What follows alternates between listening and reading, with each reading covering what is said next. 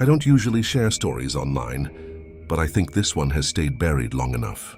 This happened back in 2017, when I stayed in my grandmother's house in a small Desa village, nestled between the rice fields and the edge of a dense forest in central Java. My parents had gone overseas for a while, and since I was between jobs, I thought some time in the countryside would be good for my mental health. My grandmother's house was old, traditional, Javanese style, with creaky teakwood floors, wide eaves and no internet. The walls were thin, the nights were dead quiet, and the only thing separating our backyard from the forest was a leaning bamboo fence. Everyone in the Desa knew about the forest. They called it Ala Sendang. The villagers didn't go there after sunset. And if you asked why, they'd say, Ada yang jaga, there's something that guards the place. Usually they'd laugh it off afterward, but their faces never looked like they were really joking. One night, toward the end of my second week there, something shifted. It started when I went to the warung Asiu, small roadside stall, to buy a few snacks before it closed. It was around 9 p.m. The warung was only a short walk from my grandma's place, and the path was lit by old, flickering yellow street lamps. On the way back, I noticed something strange. I saw a woman standing completely still under a large bamboo tree. She wore a long white kebaya, her hair thick and falling far past her waist. She was facing the other way, not moving, not even swaying with the wind. At first I thought maybe she was just lost, but as I got closer, I realized I couldn't hear her breathing. There was no sound at all, no wind, no crickets, just silence. My skin started to prickle. I took a step back, and the woman turned her head, only her head, unnaturally far slowly to look at me. Her face wasn't right. It was pale, almost translucent. Her eyes were empty, black holes. Her mouth stretched too wide into a grin that didn't belong to anything human. I dropped my snack bag and ran. When I got home, my grandma was already asleep. I didn't want to wake her. I just locked the doors and lay in bed, but I couldn't sleep. I kept seeing that face. Then around 2:30 in the morning, I heard a knock. 3 slow taps on the wooden window. I froze.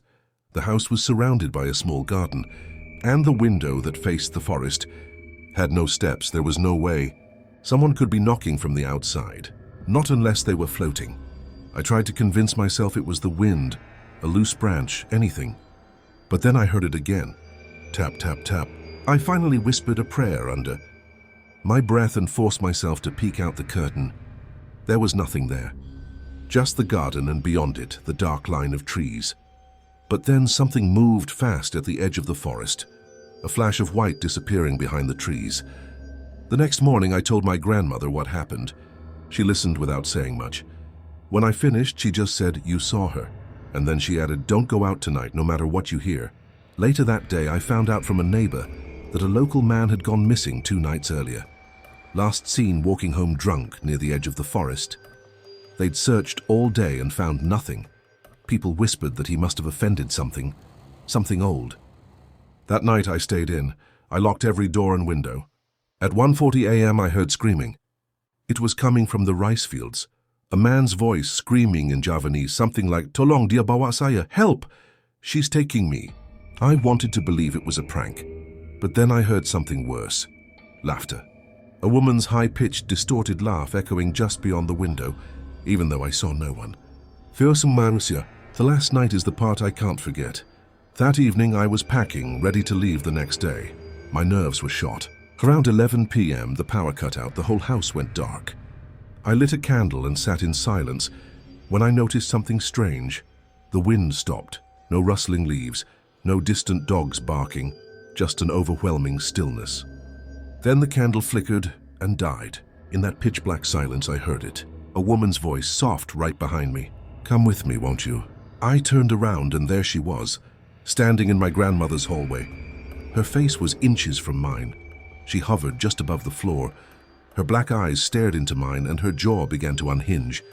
I don't remember what happened next. I must have fainted. Fearsome manusia. I woke up on the floor the next morning. Everything was normal. The lights were back. The sun was rising. But something had changed. When I went to the kitchen, my grandmother wasn't there. Her bedroom was empty. Her sandals were gone, and so was her scarf. No one ever found her. The villagers helped search for days.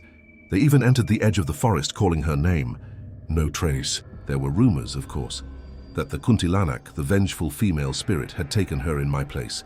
That my grandmother had done some kind of tukar tumbal, a soul trade. I don't know what to believe. But sometimes when I wake up at night, I can still hear the faint echo of knocking on my window. Tap, tap, tap. And a whisper. It should have been you.